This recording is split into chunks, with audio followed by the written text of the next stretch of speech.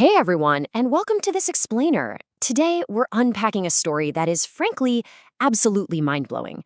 It's about a song we all know, right? One we literally hear every single year, but its incredible, super humble origins are almost entirely forgotten by the masses today. We're going to trace how a really simple melody traveled from an obscure little Austrian village all the way to the muddy trenches of the greatest conflict the world had ever seen.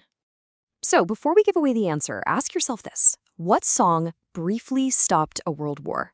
Seriously, think about that for a second. It's just a staggering piece of history. A melody so powerful and so deeply ingrained in human culture that it could literally pause the most industrialized, brutal conflict on Earth.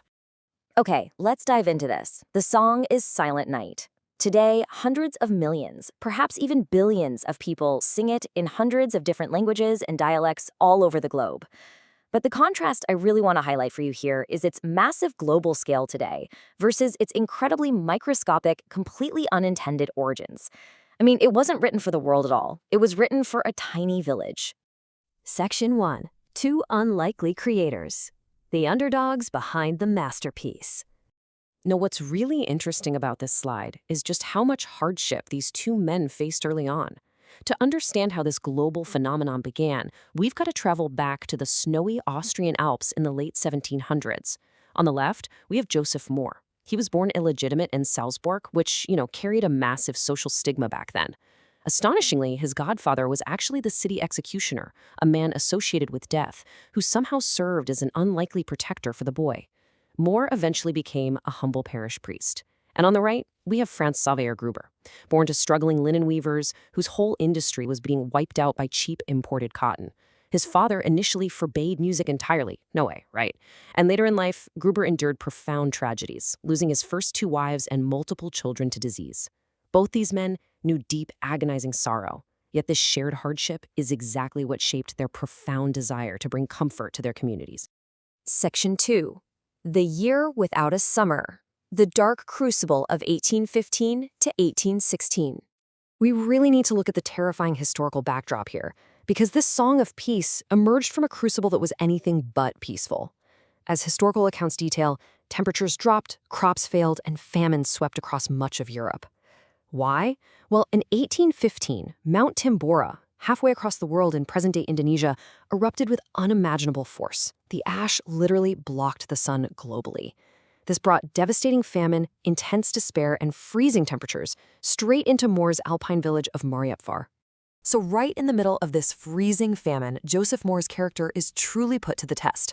First, he's assigned to Mariapfar, dealing with literal starvation all around him and his own failing health. These were the early signs of lung disease. Then, out of nowhere, he meets his estranged grandfather from the exact same family that abandoned his mother before he was even born. Honestly, he had every right to be bitter. But instead, he chooses profound compassion. He cares for his dying grandfather and actually oversees the funeral himself. It completely echoes the parable of the Good Samaritan, choosing mercy and grace during a time of immense, almost unbearable personal and communal suffering.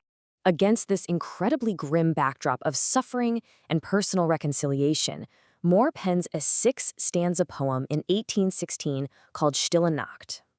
He was likely inspired by the muffling, peaceful, snow-covered landscape of Mariapfar. And remember, the Gospels don't actually describe the night of Christ's birth as silent. That's entirely Mohr's imagery. It was a direct invitation for his people to find stillness, peace, and quiet amid the fear, the starvation, and the heavy distractions of his world.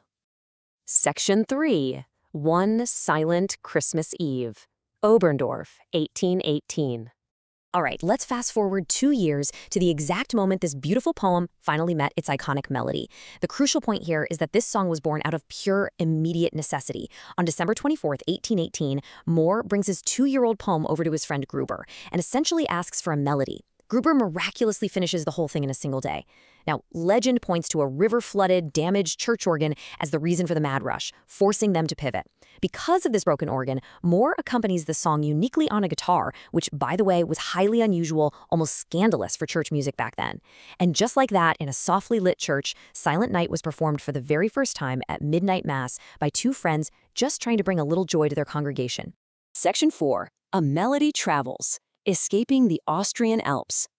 Let's move to and see how this builds, because how did a song played on a guitar in a tiny Austrian church actually conquer the globe in an era long before recorded music, radios, or streaming? The ripple effect here is just incredible. In 1816, Mohr writes the poem. 1818, Gruber composes the melody. But then, shortly after, an organ builder named Karl Moracher comes to fix the church organ, finds the sheet music, and takes it back to the Tyrol region.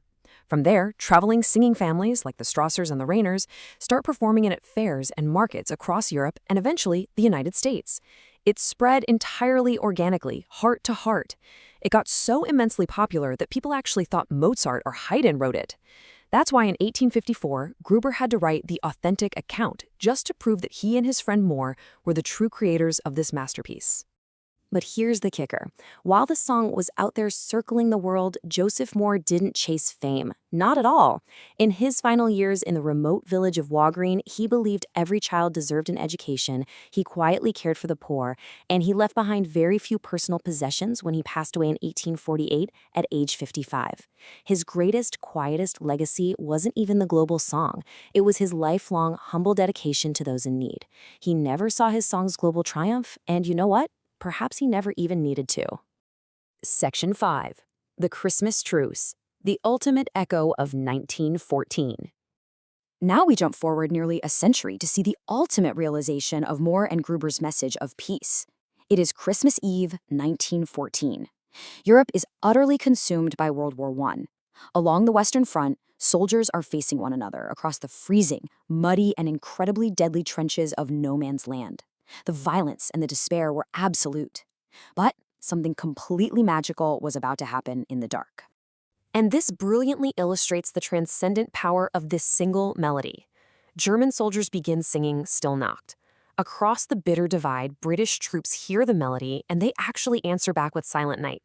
Enemies slowly climb out of their muddy trenches. They exchange gifts, share their rations, and even play football together in no man's land. For one brief, absolutely unforgettable day, this shared, humble melody turned bitter enemies into fellow worshippers. The message of peace became a stark, undeniable reality right there in the mud. That miracle in the trenches perfectly echoes the humble, selfless service of Mohr and Gruber. As this quote from 1 Corinthians 15:58 says, "Always give yourselves fully to the work of the Lord, because you know that your labor in the Lord is not in vain." Mohr and Gruber simply offered what they had, right? A poem, a melody played on a guitar.